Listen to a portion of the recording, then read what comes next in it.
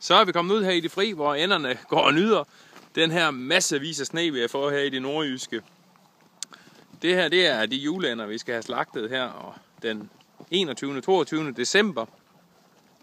Og de går rigtig og hygger sig her i sneen. Der er nogle stykker, så det er muligt nu at få en enkelt and at vælge imellem. Det er lige før man kan vælge den selv, ja. Der er kommet rigtig meget sne, man kan også se det her på tagene, at vi har fået en del sne. Men de elsker sneen. De er næsten ikke til at drive ind.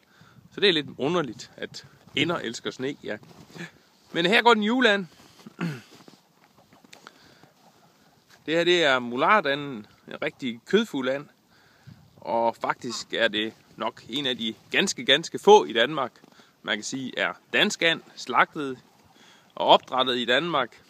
Langt de fleste af de ender, du finder i køledisken, er udenlandske. Der findes stort set ingen danske ender i kølediskene.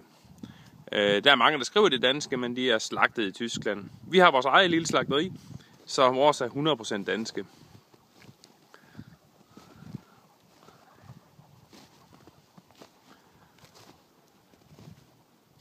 Og der er mere sne på vej og mere kulde på vej, ja. Nå, jamen, ja, I har lige en 10 dage at leve i, små ender.